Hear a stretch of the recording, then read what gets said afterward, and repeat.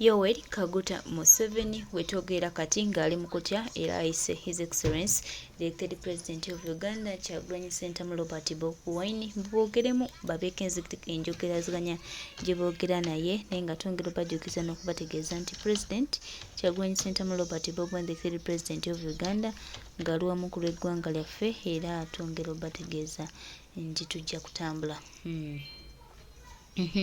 Mwami Museveni bulijjo yeepanka sisobola kutuula ne Kyagulanyi oyo sisobola kumuyita tasobola kutuula na wendi kwegamba ng'alagira ddala nti ebyokutuula ne Pulezidenti w'eggwanga lino eyalondebwa bannayuganda Kyagulanyi Ssentamu Robert Bobi Wine tebigenda kukola. Baganda bange mikwano gyange ensonga erabika ng'ate emufuukiddemu enzibumu era ebintu bikyuseemu byabadde alowooza si bwe biri. Pulezidenti w'eggwanga eyalondebwa bannayuganda omukulembeze w'eggwanga lino ye ebyo ebigenze mu maaso n'okuba nga bitereera nga bitambulira ddala nga bwe yabibala ate ebya Museveni ebyeyongera okwefundikira. So kakati muganda wange gwe munnayuganda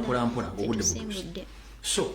olitaddawo n'aggamba nti ate simanyi lwaki yogera ku banyolana no tusobola kubanga ebatutta tewali wano omuntu atta munnayuganda munne bonna bw'otunira abantu abakubye amasasi abakuba amasasi this week abakuba amasasi ku Akasha Mall bonna amanyi abagajja nga bakubye amasasi bonna bantu baggwanga lyerimu.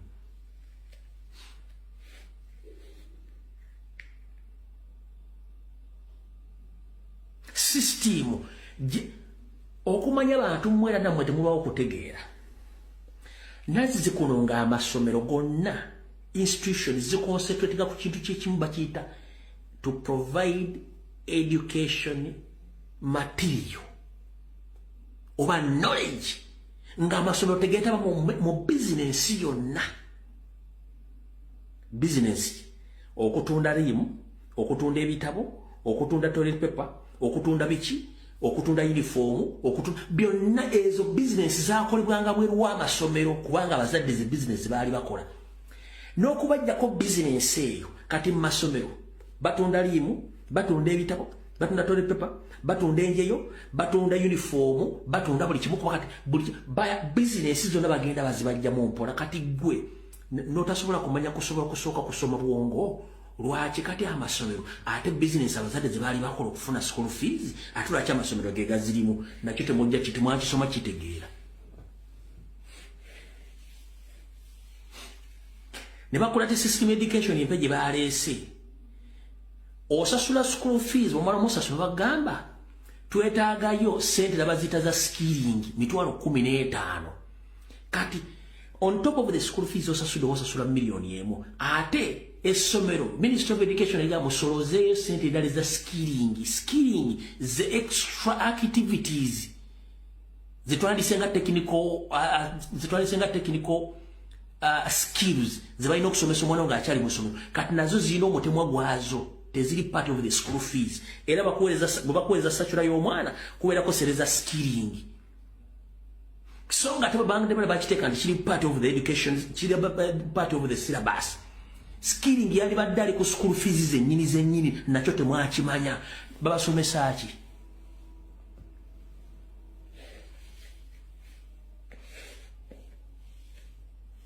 Kuba temwagala kumanya era mpola ng'obudde butuuse. So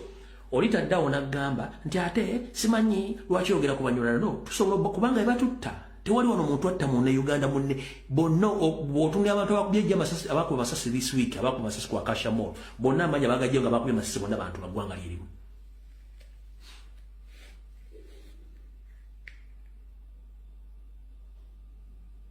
System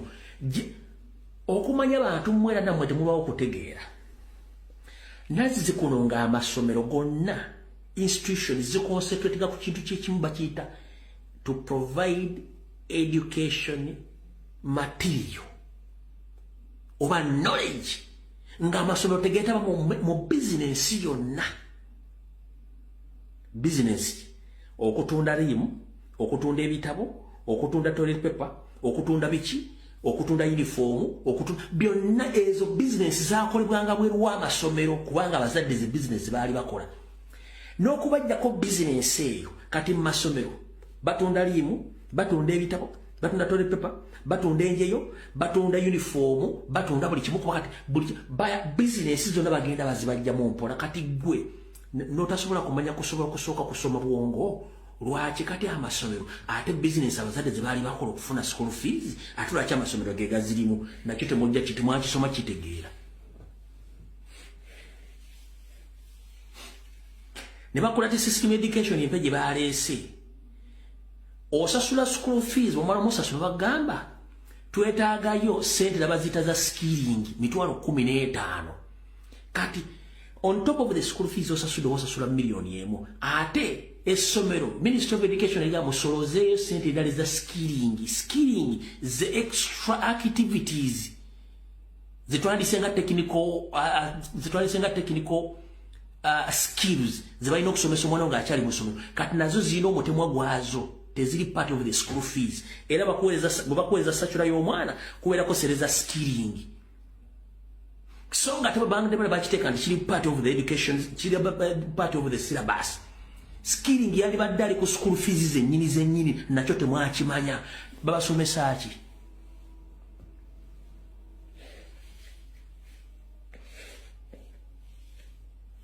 kuba temwagala kumanya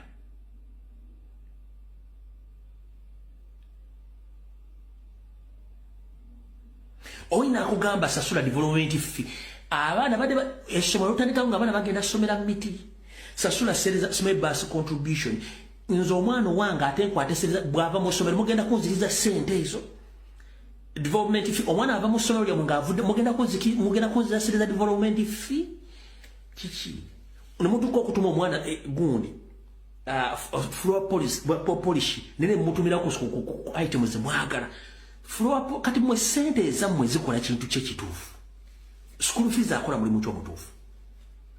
development fee simanyi okugula basi y'essomero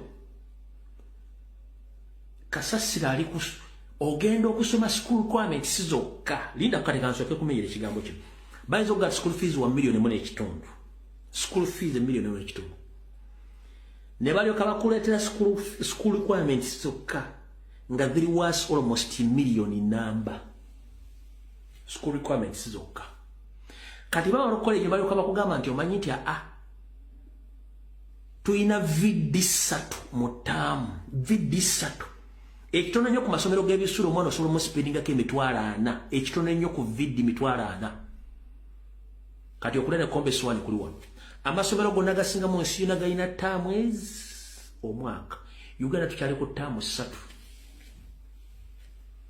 kati omwana agenda kuyamba ddi muzadde we afune school fees ezimuweerera mu taamu eddako era omwana agenda kuwummula ddi wana abazungu bakugamba omwana asoma taamu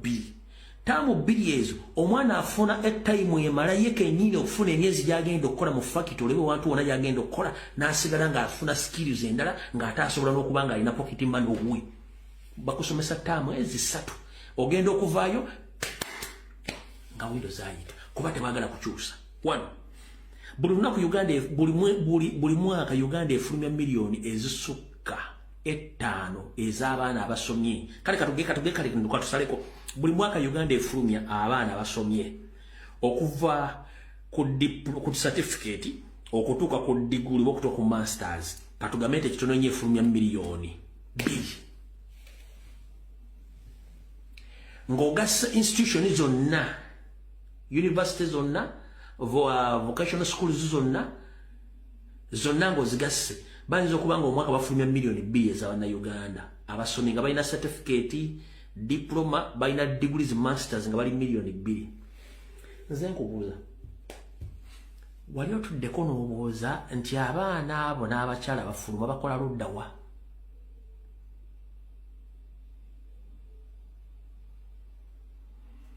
wali otuddeko n'okyebuuza abaana abo bakola ludda wa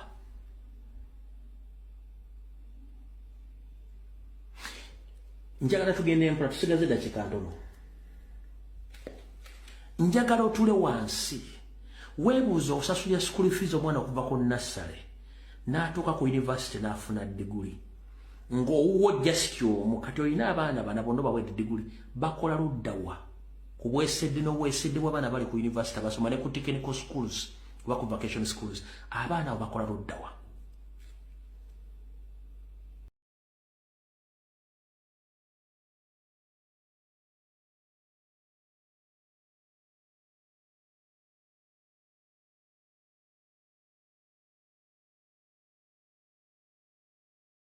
owuwo jasityo mukati olina abaana bana bonna bawedde diguli bakola luddawa ku bwesedde n'obwesedde bw'abaana bali ku university basoma ne ku technical schools oba ku vacation schools abaana abo bakola luddawa